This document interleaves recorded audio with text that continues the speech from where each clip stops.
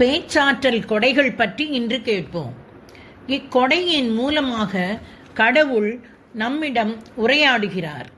அவரது வார்த்தையில் ஆற்றலும் ஞானமும் நிறைந்துள்ளன. அவர் பேசும்போது நமது ஆன்மா ஊக்கமடைகிறது. பரவச பேச்சு இது ஒரு ஆவியின் கொடையாகும். பரவச பேச்சு பேசுகிறவர் மக்களிடமல்ல, கடவுளிடமே பேசுகிறார்.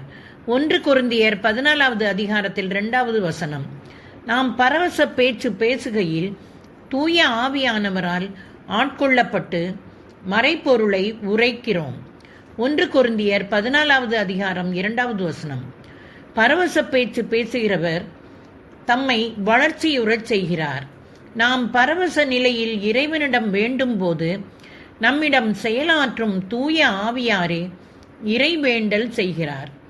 நாம் பரவச பேச்சு பேசும்போது இளைப்பாறுதல் பெறுகிறோம். நாம் பரவச நிலையில் இருக்கும்போது கடவுளிடம் பேசுகிறோம். அப்போது நமது ஆவி இறைவனிடம் வேண்டுகிறது. இது மோசே கடவுளிடம் முகமுகமாக வேண்டியதை போன்றது. நாம் பரவச பேச்சு பேசும்போது கடவுளின் மறைப்பொருளை உரைக்கிறோம். அது வெறுமையான பேச்சன்று, மாறாக வெளிப்பாட்டின் அடையாளமாயிருக்கிறது.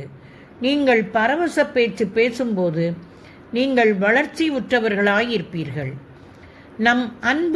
நம் ஆன்ம வாழ்வை கட்டி எழுப்புவதற்கு இது ஒன்றே தூய ஆவியின் வெளிப்பாடாகும். நாம் பரவச நிலையில் ஜெபிக்கும்போது நமது உள்ளம் வலுப்பெறுகிறது. ஒரு அலைபேசியின் மின்கல அடுக்கில் தினமும் மின்சக்தியை சேமித்து வைப்பது போன்று நாம் பரவச நிலையில் ஜெபிக்கும்போது நம் வாழ்க்கைக்கு தேவையான ஆற்றல் அதிகரிக்கிறது. ஒரு கட்டிடம் எவ்வாறு ஒவ்வொரு செங்கற்கள் வைத்து கட்டப்படுகின்றதோ அதை போன்றே நாமும் கட்டப்படுகிறோம். இதை நாம் தொடக்கத்திலேயே உணர முடியாது. ஆனால் பரவச நிலையில் ஜெபிக்கும்போது அதை நாம் உணர முடியும். நாம் பரவச நிலையில் ஜெபிக்கும்போது நமது மனம் அமைதி அடைகிறது. கடவுளின் ஆற்றல் நம்மை முழுவதுமாய் நிரப்புகிறது. நாம் தினமும் குறிப்பிடத்தக்க நேரம் செலவிட்டு பரவச நிலையில் ஜெபிக்கும்போது ஆவிக்குள் நாம் வளர்வதை உணர முடியும்.